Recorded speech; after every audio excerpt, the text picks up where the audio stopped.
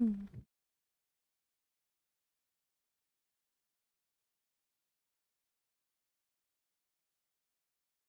नमस्कार।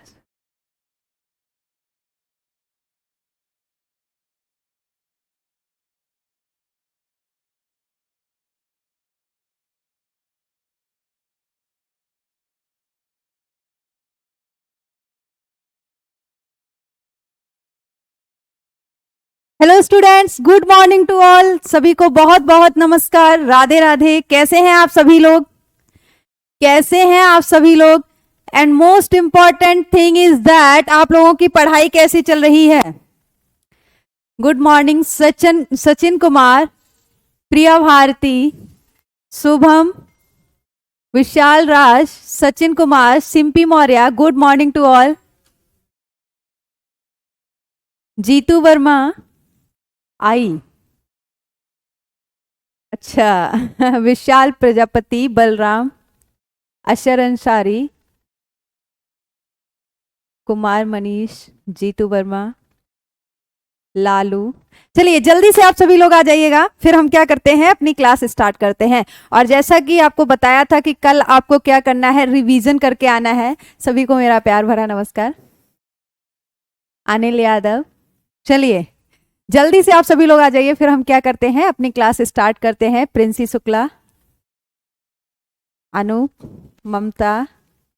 हाँ, कल आपको रिमाइंड कराया था कि कल की क्लास में क्या होगा, आपका टेस्ट होगा। बहुत थोड़ा सा रिमेनिंग टॉपिक है हमारे पास। जैसे कि आपको पता है कि कल हमने अपनी क्लास कहाँ पे ओवर की थी बेटा, हम जॉइंट्स पढ़ रहे थे, यानी कि जोड़ों के बारे में पढ़ रहे थे। ठीक है, जोड़ों के बाद हम हड्डियों से संबंधित कुछ बीमारियों के बारे में पढ़ेंगे, और उसके बाद हम क्या करेंगे, क्वेश्चन प्रैक्टिस करेंगे, प्रश्नों का अभ्यास करेंगे। अपना बलिदान भारत माता के नाम। कविंदर कश्यप, कोविंदर कश्यप, सॉरी, कार्तिक, कार्तिक, बिल्कुल। चलिए स्टार्ट किया जाए। हाँ बिल्कुल, किसने कहा कि मेरी तबीयत ठीक नहीं है? चलो जल्दी से आ जाओ सभी लोग, फिर हम क्या करते हैं, पहले जो हमारे रिमेनिंग जॉइंट्स थे उनके बारे में पढ़ लेते हैं, जॉइंट्स के एग्जांपल्स वगैरह। उसके बाद हम डिजीज, और डिजीज के बाद हम क्या करेंगे, क्वेश्चन प्रैक्टिस करेंगे। तो समय को ज़्यादा खराब नहीं करेंगे। आज टेस्ट होगा अर्चिता मौर्य, आज ही टेस्ट होगा, कल से नया टॉपिक स्टार्ट करेंगे। चलिए, मंजिल तो मिल जाएगी भटकते ही सही, गुमराह तो वो हैं जो घर से निकले ही नहीं। चलिए आ जाइएगा, एक बार रिकैप करते हैं। और रिकैपिंग में था कि जॉइंट्स पढ़ा रहे थे, आपको जोड़ पढ़ा रहे थे। आपने देखा है जहां से भी हम अपनी किसी भी अंग को मोड़ रहे होते हैं, वहां से नई हड्डी जुड़ रही होती है। जैसे कि आप देखेंगे हड्डियां, जैसे कि आपको पता है हड्डियों के बारे में आपको क्या बताया था, ये कठोर होती हैं। किसकी वजह से कठोर होती हैं? Due to calcium salt. ठीक है, इनके अंदर क्या होता है बेटा, कैल्शियम सॉल्ट होता है, जिसकी वजह से इनमें कठोरता आती है। अब एक हड्डी की अगर हम बात करेंगे तो वो इतनी कठोर है कि उसको बीच से नहीं मोड़ा जा सकता है। जहां से नई हड्डी या दूसरी हड्डी जुड़ रही होगी, वहीं से क्या होगा, हम अपने हाथ पैरों को मोड़ सकते हैं या गर्दन को हिला सकते हैं। ठीक है, तो जहां पे एक हड्डी के बाद जहां पे हड्डियां आपस में जुड़ रही होंगी, या जहां पे हड्डियां जो है वो पास्तियों से जुड़ रही होगी, उस स्थान को हम क्या बोलेंगे बेटा, जोड़ बोलेंगे, जॉइंट बोलेंगे। कितने तरह के जॉइंट बताए थे आपको? पहला तो ऐसा जोड़ बताया था, पहला तो ऐसा जोड़ बताया था जहां पे हड्डियां जुड़ तो रही हैं, लेकिन कैसे जुड़ रही हैं, एकदम फिक्स्ड जुड़ रही हैं, मतलब वो मूव नहीं करेंगी। ठीक है, अचलायमान जोड़ होगा वहां पे। कौन सा जोड़ होगा? अचलायमान जोड़ होगा। दूसरा आपको क्या बताया, ऐसे जोड़ जिनमें लिमिटेड मूवमेंट होता है, यानी कि सीमित। ठीक है, सीमित तरह से क्या हो सकते हैं, हम वहां से अपने ऑर्गन को मोड़ सकते हैं, जैसे कि आपकी गर्दन है, ठीक है, या फिर आपकी वर्टिब्री है। उसके बाद क्या है, तीसरे नंबर पे जोड़ बताया था जो, वो क्या था, हमारा साइनोवियल जोड़ था। और साइनोवियल जोड़ जो होता है वो परफेक्टली मूवेबल होता है, यानी कि पूरी तरह से चलायमान होता है। जहां पे भी साइनोवियल जोड़ होगा, साइनोवियल जोड़ जहां पे दो हड्डियां जुड़ रही होंगी, ठीक है, जहां पे दो हड्डियां जुड़ रही होंगी और इन हड्डियों के बीच में क्या होगा, एक तरल पदार्थ होगा।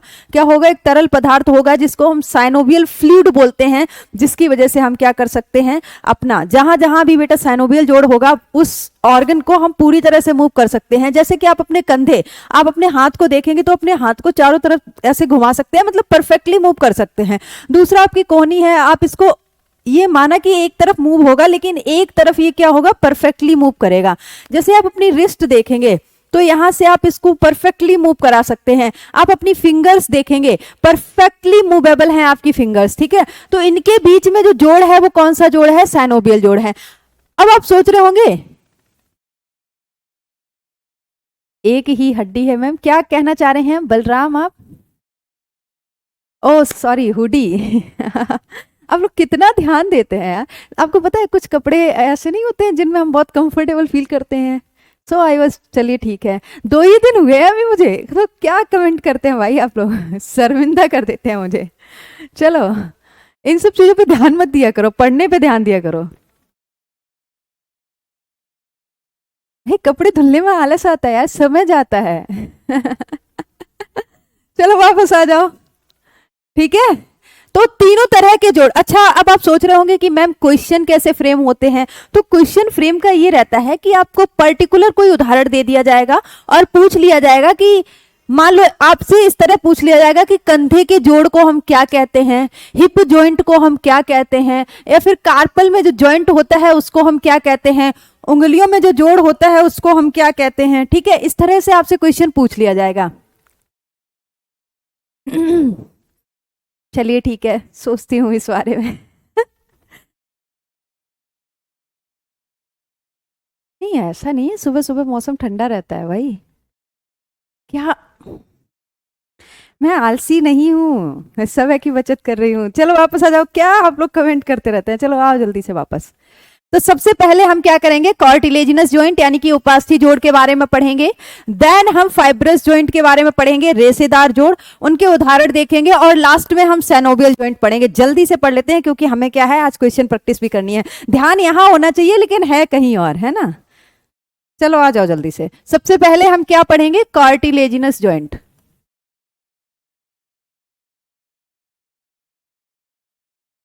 कार्टिलेजिनस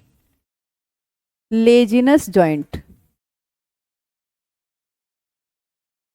यानी कि उपास्थि जोड़।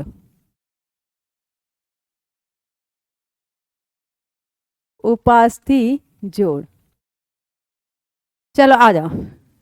उपास्थि जोड़ में क्या होता है, उपास्थि जोड़ मतलब क्या क्या बोला गया कि ऐसा जोड़ जिनमें हड्डी और हड्डी या हड्डी और उपास्थि किससे जुड़े होंगे, उपास्थि की मदद से जुड़े होंगे, कार्टिलेज की हेल्प से जुड़े होंगे, ठीक है।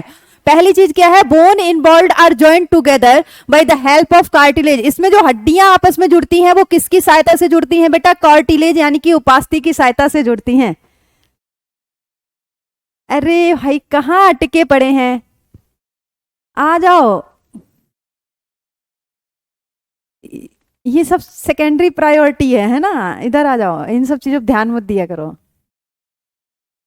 लिमिटेड ध्यान दिया करो, ज्यादा मत दिया करो। वापस आ जाओ अभी। दूसरी चीज क्या है, these joint permit a limited movement. ये आपको अभी अभी बताया गया है कि जो उपास्थि जोड़ होता है, जो कार्टिलेजिनस जॉइंट होता है, उसमें जो मूवमेंट होता है वो बेटा सीमित गति का मूवमेंट होता है, यानी कि लिमिटेड। आप उसको पूरी तरह से मूव नहीं कर सकते हैं, ठीक है, आप उसको पूरी तरह से मूव नहीं कर सकते हैं। मैं आलसी नहीं हूं, डोंट से टू मी आलसी। एग्जाम्पल की अगर हम बात करेंगे, आपको याद है क्या, आपको याद है जब आपको कॉक्सिल बोन का डायग्राम दिखाया गया था, तो कॉक्सिल बोन की जो प्यूबिक हड्डी थी, कॉक्सिल बोन की जो प्यूबिक हड्डी थी वो किससे जुड़ रही थी, लास्ट वाली वर्टिब्री से जुड़ रही थी, जिसको हम कॉर्डल बोलते हैं या कॉकिक्स बोलते हैं। कॉक्सिल बोन की प्यूबिक हड्डी हमारी जो लास्ट वाली वर्टिब्री है, जिसको हम कॉर्डल या कॉकिक्स बोलते हैं, उससे जुड़ रही है, ठीक है। और उसको हम क्या बोल रहे थे, कॉकिक्स जब प्यूबिस बोन के साथ जुड़ रही थी तो उसको हम क्या बोल रहे थे, प्यूबिक सिम्फाइसिस बोल रहे थे, ठीक है। दो हड्डियां आपस में जुड़ रही थी तो उनके बीच में कौन सा जोड़ था, कार्टिलेजिनस जोड़ था। आपको वहां भी बताया गया था कि प्यूबिक सिम्फाइसिस जो है वो किसका एग्जाम्पल है बेटा, कार्टिलेजिनस जॉइंट का एग्जाम्पल है। दूसरा क्या है, इसको यहां से कट करिए, ये क्या है आपका बिटवीन, ठीक है, बिटवीन वर्टिब्रल बॉडी, यानी कि आपकी जो कशेरुक दंड है कितनी है, 26 है। 26 की 26 कशेरुक दंड आपस में इस तरह से जुड़ी रहती हैं, डिस्क शेप होती हैं, और ये सारी की सारी डिस्क आपस में जुड़ी रहती हैं, जैसा कि आपको वर्टिब्रल कॉलम के डायग्राम में दिखाया गया था। ये 26 की 26 डिस्क हैं, बोन्स हैं, आपस में जिस जोड़ के माध्यम से जुड़ती हैं वो कौन सा जोड़ होता है बेटा, कार्टिलेजिनस जॉइंट होता है, यानी कि उपास्थि जोड़ होता है। अगला आपका क्या है, बिटवीन स्टर्नम एंड रिब्स, या फिर between ribs and vertebral column. आपको यह भी बताया गया था कि आपकी जो पसलियां हैं वो आगे की तरफ स्टर्नम से तथा पीछे की तरफ वर्टिब्रल कॉलम से जुड़ती हैं। कौन सा जोड़ होगा उनके बीच, या किसके माध्यम से जुड़ रही हैं, वो उपास्थि के माध्यम से जुड़ रही हैं, इसीलिए उस जोड़ को हम क्या बोलेंगे, पसलियां तथा स्टर्नम के बीच में जो जोड़ है उसको हम क्या बोलेंगे, कार्टिलेजिनस जोड़ बोलेंगे, ठीक है, उपास्थि जोड़ बोलेंगे, उपास्थि जोड़ बोलेंगे। लिख रही हूं बेटा, लिख रही हूं, ठीक है।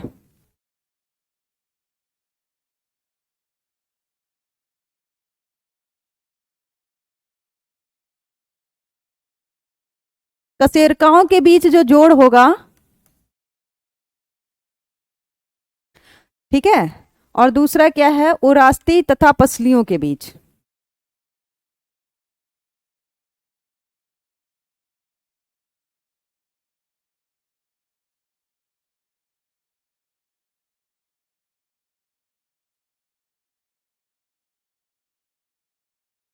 उरास्ती तथा पसलियों के बीच। आपसे इसी तरह से क्वेश्चन पूछा जा सकता है, एग्जाम्पल दे देगा और पूछ लेगा कि जो पसलियां तथा उरास्ती है उसके बीच में कौन सा जोड़ होता है, वर्टिब्रल बॉडीज यानी कि जो आपकी कशेरुकाएं हैं उसके बीच में कौन सा जोड़ होता है, उरास्ती, ठीक है।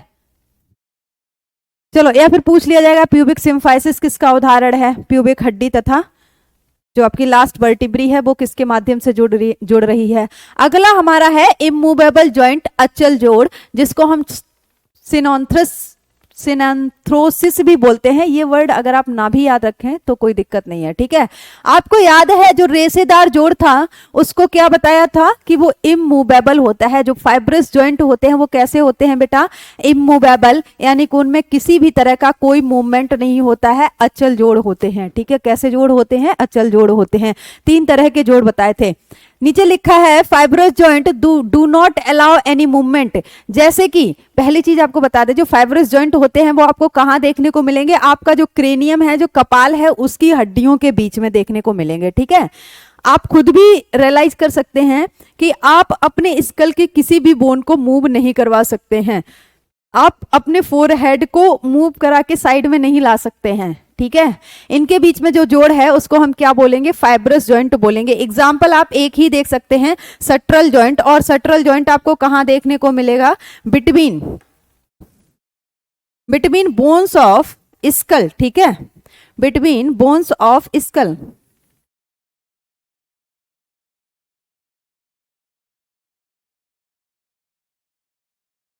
खोपड़ी की हड्डियों के बीच जो जोड़ होता है, खोपड़ी की हड्डियों के बीच जो जोड़ होता है उसको पर्टिकुलर नाम दिया गया है सट्रल जॉइंट। क्या नाम दिया गया है बेटा, सट्रल जॉइंट।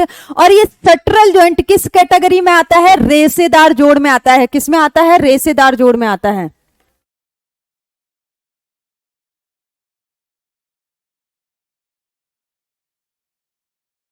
हड्डियों के बीच, ठीक है। क्या आपको याद है, आगे आपकी डिजीज है सिनोवियल जॉइंट, इन्होंने नहीं लिखा है, हम लिख लेते हैं, कोई बात नहीं, ठीक है। अगला हमारा क्या है, साइनोवियल।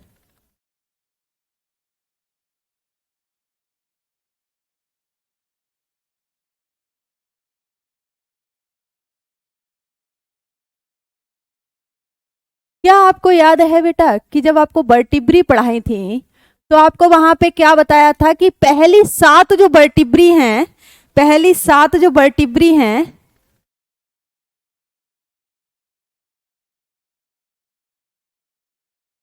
बैक स्लाइड, हाँ, गति नहीं करते हैं। अच्छा, वो इंग्लिश वाली हिंदी जो आप लोग लिखते हो ना, मतलब हिंदी वाली जो इंग्लिश लिखते हो ना, स्वाति, बैक स्लाइड, ये लीजिए, बादल कुमार पंडित, ब्रिजभूषण। हाँ, रेशेदार जोड़ क्या है? स्पेलिंग इतना गलती क्यों?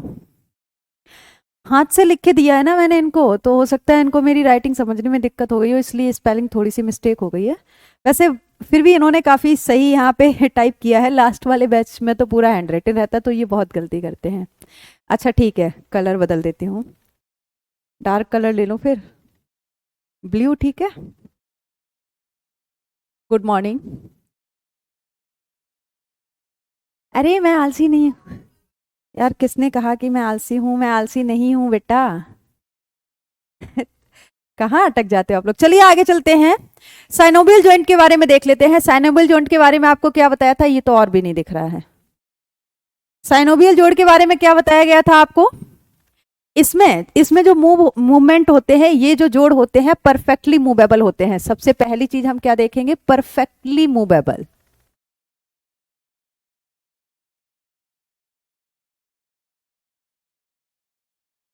परफेक्टली मूवेबल, पूरी तरह से चलायमान।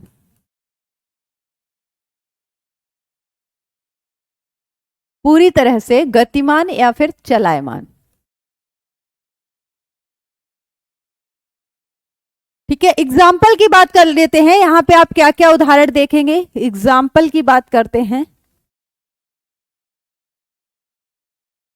तो सबसे पहली चीज क्या है? कंधे का जोड़, ठीक है। यहाँ पे जो आपका कंधा है, यानी कि आपकी ह्यूमरस बोन जो है, वो हाथ को जोड़ने वाली जो हड्डी है, और हाथ के बीच में जो जोड़ होता है जिसको हम कंधा बोलते हैं, व्हाइट कलर, ठीक है। तो एग्जाम्पल में सबसे पहले क्या आ जाएगा? कंधे के जोड़ को हम क्या बोलते हैं?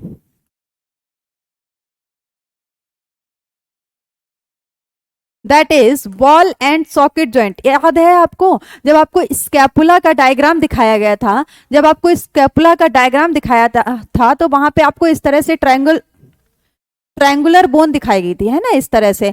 और यहाँ पे क्या था? इस तरह से आपको एक कैविटी दिखाई गई थी। इस कैविटी में क्या होता है? हाथ की ह्यूमरस जो कि पीछे की तरफ ऐसे वॉल शेप्ड होती है, गेंद की तरह, वो इस कैविटी में जाके फिट होती है, ठीक है। तो यहाँ पे जो जोड़ बनता है उसको हम क्या बोलते हैं बेटा? वॉल एंड सॉकेट ज्वाइंट, ठीक है। क्या बोलेंगे?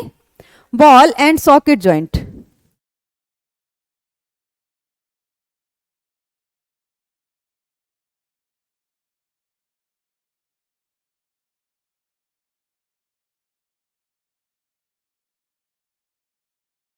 वॉल एवं सॉकेट जोड़। अगला हम क्या देखेंगे?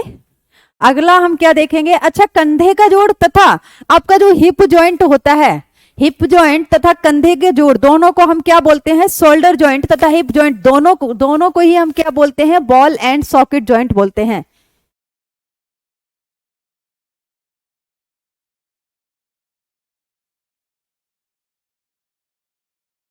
बिल्कुल बताएंगे, टेंशन ना लो, ठीक है। अगला हम क्या एग्जाम्पल देखेंगे? अगला हम क्या एग्जाम्पल देखेंगे बेटा? एल्बो जॉइंट तथा आपका नी जॉइंट, ठीक है। कोहनी का जोड़ तथा घुटना का जोड़ जो होता है, दोनों को हम क्या बोलेंगे? हिंज जॉइंट बोलेंगे, ठीक है। हिंज जोड़, कोहनी तथा घुटने का जोड़,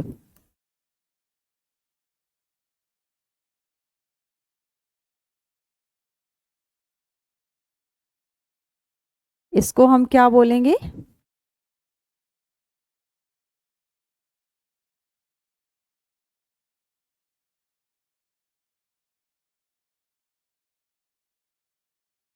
हिंज जॉइंट। इसके बाद हम क्या देखेंगे?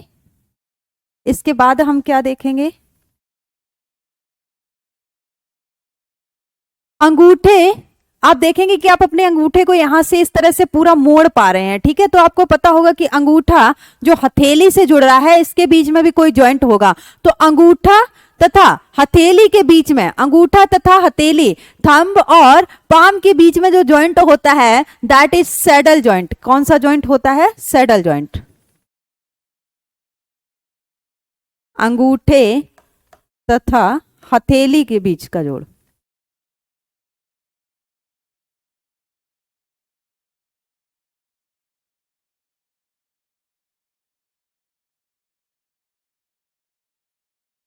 इसको हम क्या बोलेंगे बेटा? Saddle joint.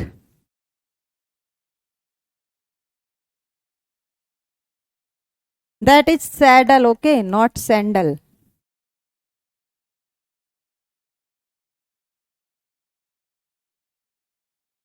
अगला हम क्या देखेंगे कि उंगलियों को भी हम यहां से फोल्ड कर सकते हैं, तो उंगलियों तथा हथेली के बीच में कौन सा जोड़ होगा?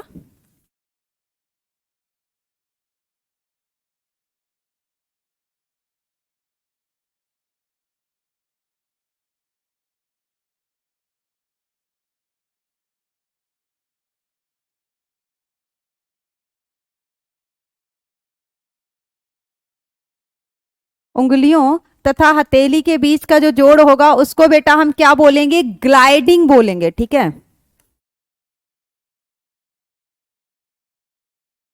ग्लाइडिंग जोड़।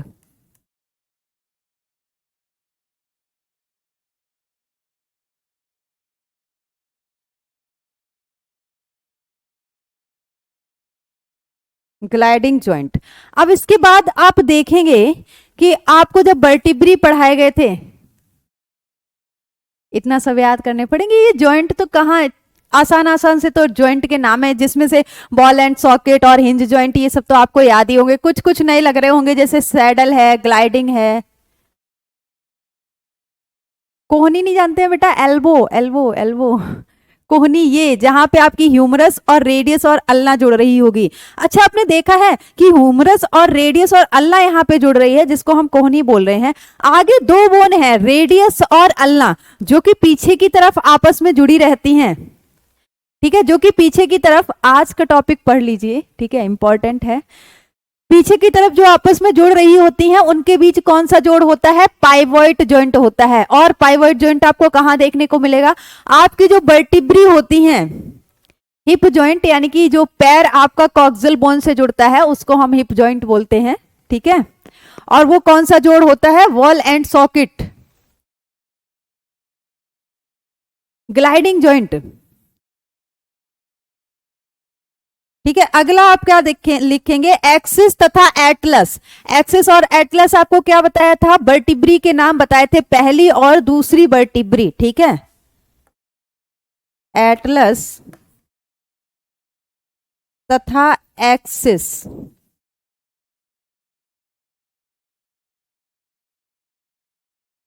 एक्सिस के बीच का जोड़।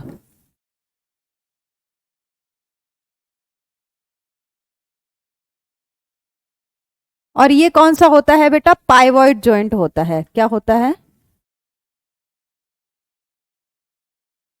पाइवॉट जोड़।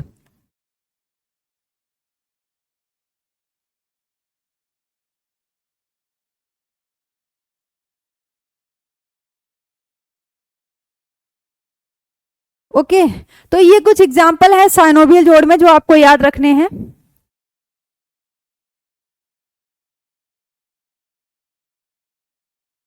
अच्छा, ठीक है अमित जी, अभी से मैं बुकिंग कर दे रही हूँ।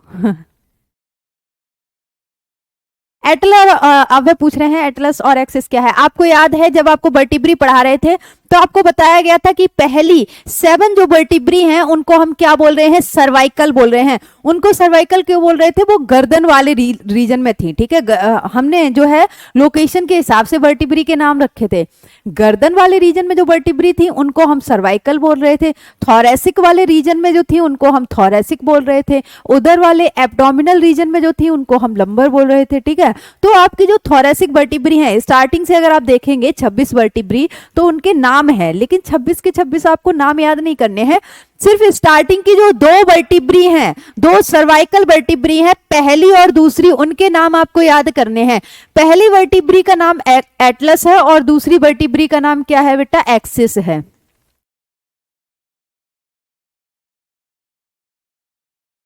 चलो, आप लोग सुबह सुबह ना, आज आपने सुबह सुबह मुझे डिमोटिवेट कर दिया है ओडी का कमेंट करके। चलो वापस आ जाओ। अब कुछ हम बेटा डिसऑर्डर देख लेते हैं, कुछ बीमारियां ग्लाइडिंग जॉइंट में। अंसो क्या रिपीट करना है बेटा ग्लाइडिंग जॉइंट में?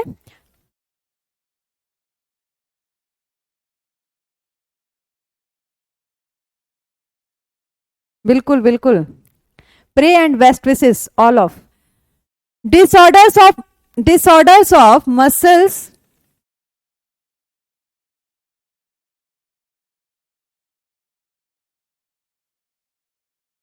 आ जाओ।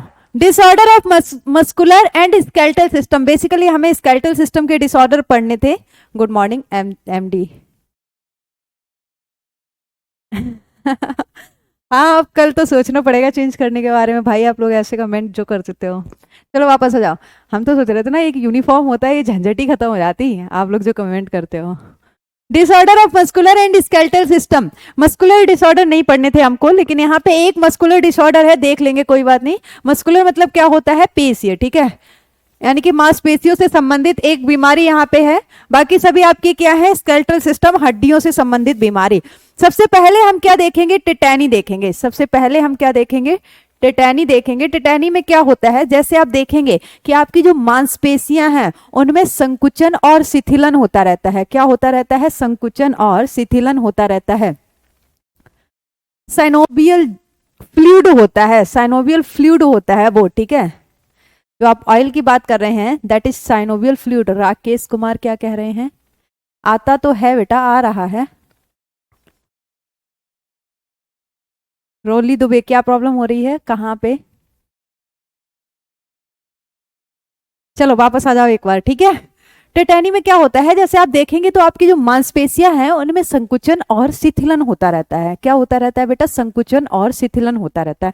क्या कभी आपने ऐसा महसूस किया है कि मतलब कभी आपने ऐसा महसूस किया है कि आपके पैरों में, जैसे आप बहुत ज्यादा चल रहे होते हैं, जब आप चल रहे होते हैं या आप एक्सरसाइज कर रहे होते हैं, कोई भी आप फिजिकल एक्टिविटीज कर रहे होते हैं, उस समय आपकी मसल्स जो हैं, आपकी मांसपेशियां जो हैं, उनमें संकुचन और शिथिलन का प्रोसेस, प्रक्रिया चलती रहती है। नॉर्मली भी चलती रहती है, लेकिन नॉर्मली उतना ज्यादा संकुचन और शिथिलन नहीं होता है।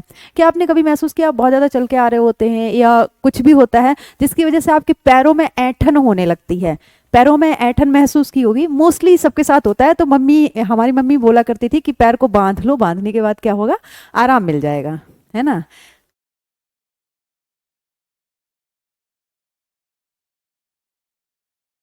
क्या कहना चाह रही हैं प्रिया भारती? बताते ना, ये भी लिखना होगा। हाँ, पैर क्या हो रहा है? पैर में जब ऐंठन होने लगती है, हाँ। इतना सारे एंग्री एंग्री इमोजी भेजते हो तुम लोग, मुझे डर लगने लगता है।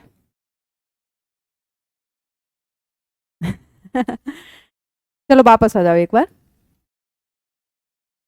है ना। पैरों में ऐंठन होने लगती है तो उसका रीजन क्या होता है? आप देखेंगे जब जो आपकी मांसपेशियां हैं, जब उनमें संकुचन और शिथिलन होता है तो उसके लिए भी कैल्शियम आयन उत्तरदायी होता है। आपको पढ़ाएंगे मसल्स कॉन्ट्रैक्शन के बारे में, पढ़ाएंगे कैसे होता है मसल कॉन्ट्रैक्शन, यानी कि आपकी मांसपेशियों में संकुचन कैसे होता है और शिथिलन कैसे होता है। जब आपकी मांसपेशियों में संकुचन और शिथिलन होता है तो वहां पे क्या होता है? कैल्शियम की आवश्यकता होती है।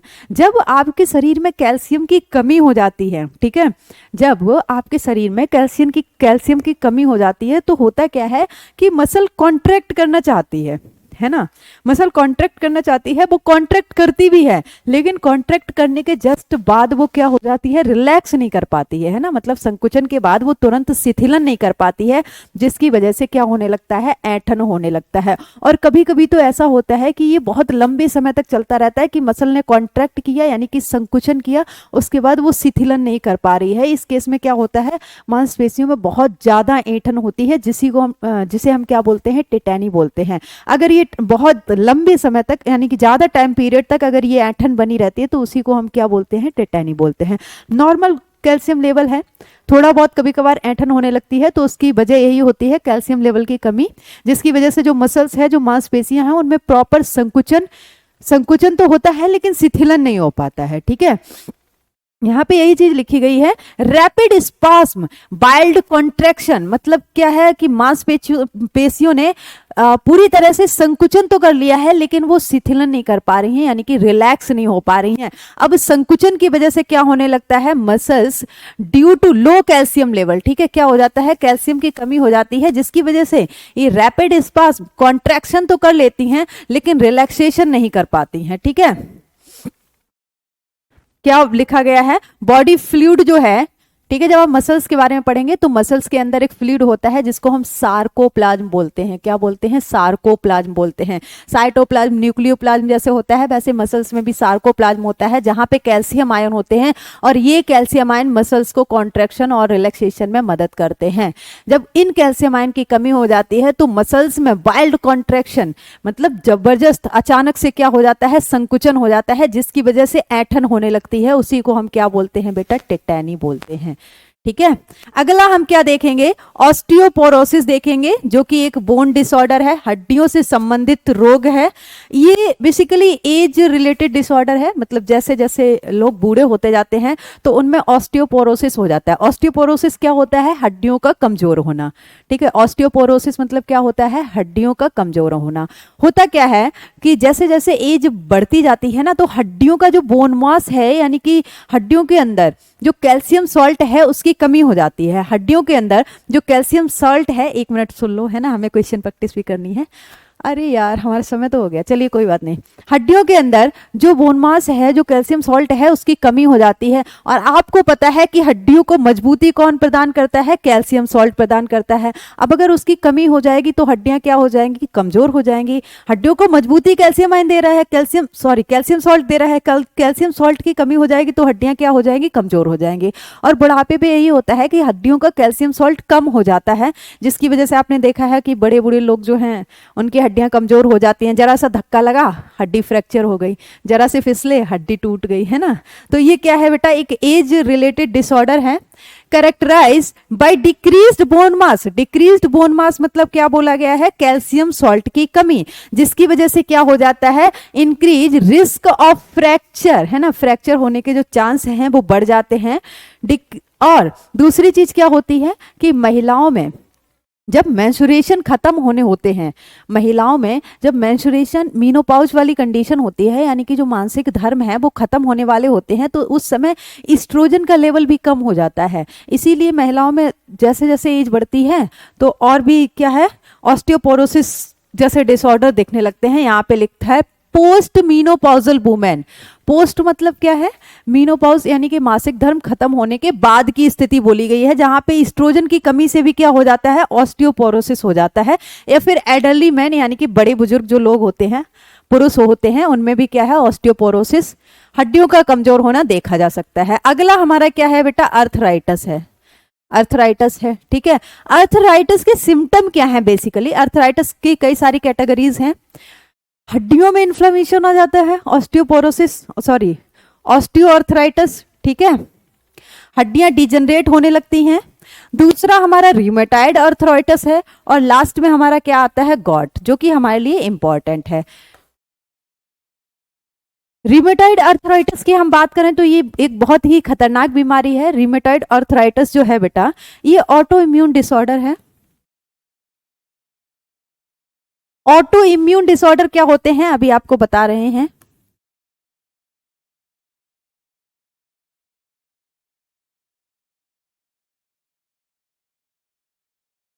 ठीक है, चलिए सबसे पहले अर्थराइटिस के सिम्टम्स देख लेते हैं। It is inflammation of joint. इसमें क्या होता है, जो जोड़ होते हैं उनमें सूजन आ जाती है। जैसे आप देखते हैं ना, बुजुर्ग लोगों में जोड़ों पे सूजन आ जाती है, जिसकी वजह से वो अपने जोड़ों को मूव नहीं कर सकते हैं, और अगर मूव करते हैं तो उनमें क्या होता है, दर्द होता है। ठीक है, तो 3 तरह के आपके अर्थराइटिस होता है, जिसमें से रूमेटाइड अर्थराइटिस क्या है, एक ऑटो इम्यून डिसऑर्डर है। ऑटो इम्यून डिसऑर्डर क्या होता है बेटा, ऐसी बीमारियां जिनमें खुद का ही जो इम्यून सिस्टम है, प्रतिरक्षा तंत्र है, वो कमजोर होने लगता है। कैसे कमजोर होने लगता है, जब आप इम्यून सिस्टम के बारे में पढ़ेंगे तो आप देखेंगे कि मानव शरीर के अंदर बहुत सारी ऐसी कोशिकाएं हैं जो मानव शरीर के अंदर जाने वाले सूक्ष्म जीवों से उसे बचाती हैं। ठीक है, क्या करती हैं, उसे बचाती हैं, जिनमें बहुत सारी आपकी छड़ कोशिकाएं भी आ जाएंगी, जो कि किसी भी सूक्ष्म जीव को जो मानव शरीर के अंदर गया है उसे खा के खत्म करने का काम करती हैं।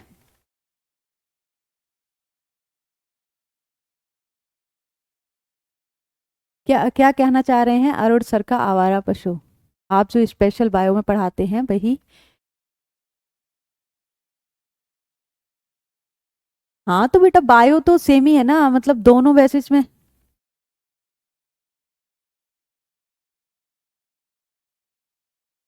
ये तो आप टेक्निकल टीम से पूछ सकते हैं।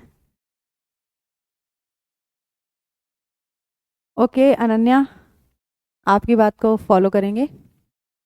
चलो आ जाते हैं एक बार, ठीक है। और गॉड तो आप सभी लोगों ने सुना होगा। गॉड में क्या होता है? Due to accumulation of uric acid crystal. आप देखते हैं बेटा कि जो सेनोबियल जोड़ होता है बुढ़ापे पे, क्या होता है सेनोबियल जोड़ में जो सेनोबियल फ्लूइड होता है उसकी कमी होने लगती है।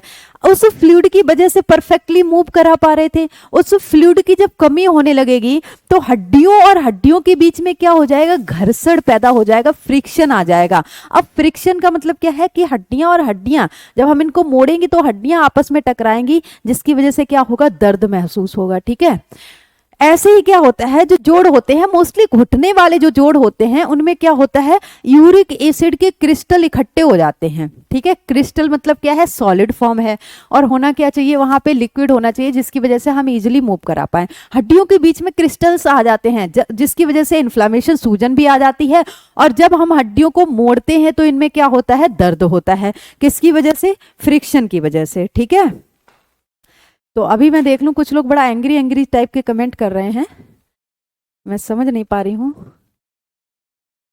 क्या प्रॉब्लम हो रही है आपको। हाँ, रजो धर्म कहते हैं। अच्छा, लास्ट को, स्टार्ट वाले को रजो दर्शन कहते हैं और लास्ट वाले को रजोनी वृत्ति कहते हैं।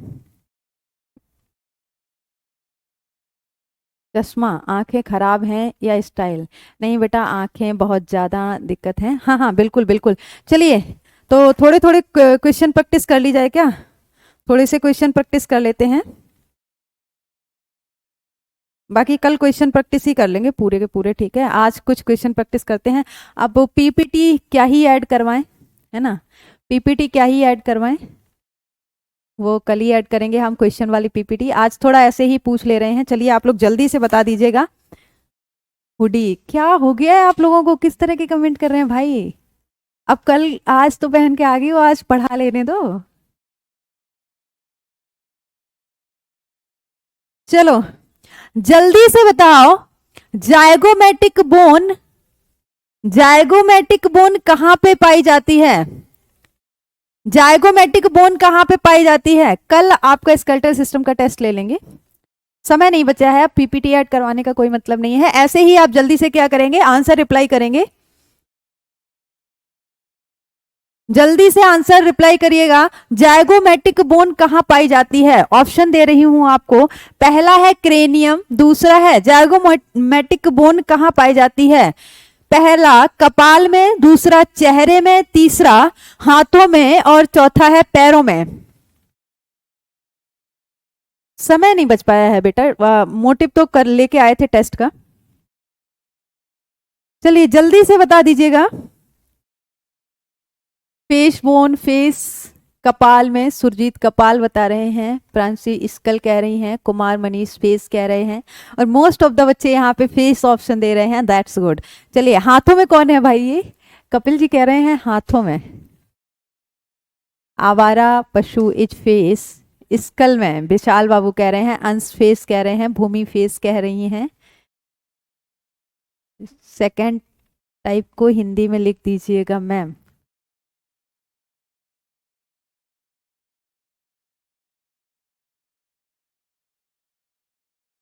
रूमेटॉइड बेटा बीमारी का नाम है, ठीक है।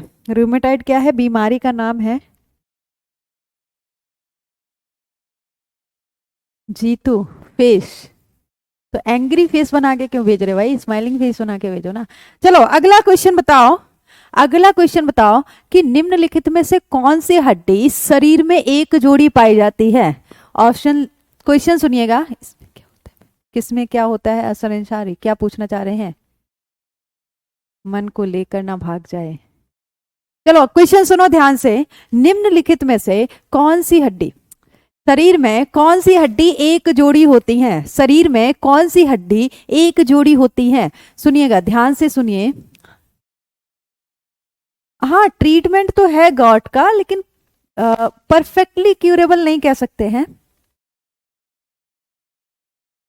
क्वेश्चन सुनिएगा, क्वेश्चन हायोड, एक जोड़ी हायोड होते हैं। ऑप्शन भी सुन लीजिएगा। शरीर में कौन से हड्डी एक जोड़ी होते हैं? सबसे पहले ऑप्शन आ गया है तो मैं वही दे दे रही हूं। पहला ऑप्शन है हायोड। ऑप्शन ध्यान से सुनिएगा, पहला ऑप्शन है हायोड, एक जोड़ी होती हैं। ओके, ऑप्शन जो दे रही हूं उसमें बताइएगा, ऑप्शन जो दे रही हूं उसमें बताइएगा। कान की हड्डियां, कपाल की हड्डियां, कॉक्सल बोन, कान की हड्डियां, कपाल की हड्डियां, कॉक्सल हड्डी तथा हायोड हड्डी। 4 ऑप्शन हैं, जो ऑप्शन दिया उसमें से बताओ। रेडियस, अल्ना, कान की हड्डी, तैरती हुई पसलियां। तैरती हुई पसलियां 2 जोड़ी होती हैं। तैरती हुई पसलियां 2 जोड़ी होती हैं। चलो जल्दी से बताओ, कॉक्सल हड्डी कौन कौन सी 3 हड्डियों के संलयन से बनी है? कॉक्सल हड्डी कौन कौन सी 3 हड्डियों के संलयन से बनी है? सितांशु कुमार ओझा। कॉक्सल हड्डी, हाँ, क्लेविकल, ह्यूमरस, बहुत सारे आंसर आ रहे हैं। हमने जो ऑप्शन दिए थे उसमें राइट ऑप्शन कॉक्सल हड्डी था। चलो अभी जल्दी से बता दो, कॉक्सल हड्डी कौन कौन सी 3 हड्डियों से मिलकर बना है? विनीता गुप्ता आंसर दे रही हैं, इलियम, इशियम, प्यूबिस। गुड। कान की तीनों हड्डियों के नाम बताओ। हाँ, रेशेदार, उपास्थ्य और साइनोवियल, ये जॉइंट्स हैं। Pubis, ilium, ischium. Vishal Yadav, ischium भूल गए आप। चलिए, ये क्या ही भाई, कौन सी लैंग्वेज लिख रहे हो आप? ऑप्शन के बिना तो बहुत मुश्किल है। हमने क्या पूछा था अभी, कौन सा क्वेश्चन पूछा था? क्या क्वेश्चन पूछा था, जल्दी बताओ। कान की तीनों हड्डियों के नाम बताओ। कान की तीनों हड्डियों के नाम बताओ। हाँ, कान हिंदी वर्ड है अजयपाल। कान की तीनों हड्डियों का नाम बताओ जरा। कान की तीनों हड्डियों का नाम बताओ।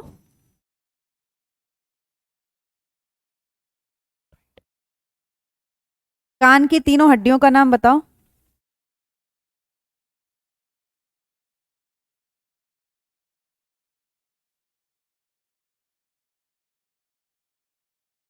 Incus, malleus, स्टपीस।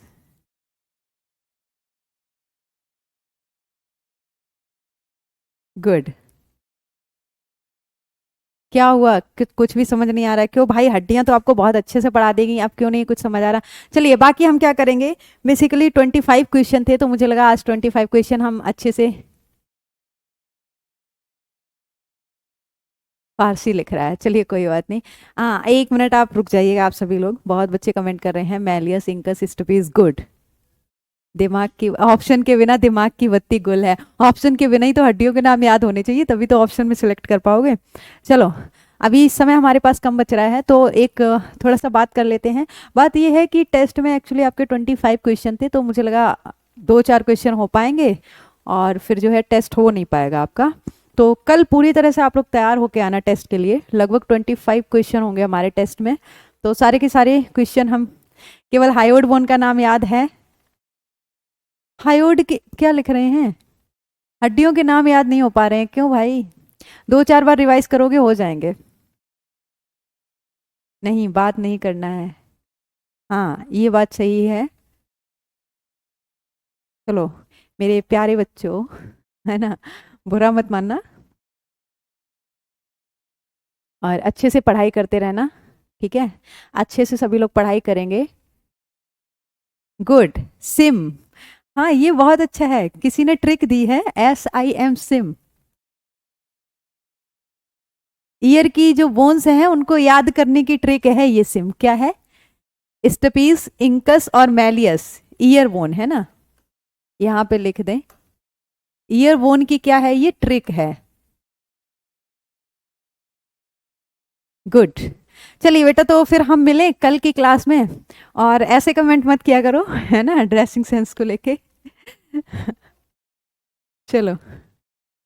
पढ़ाई पे ध्यान दो आप सभी लोगों, आज नहीं तो कल आपके एग्जाम का नोटिफिकेशन आना ही है।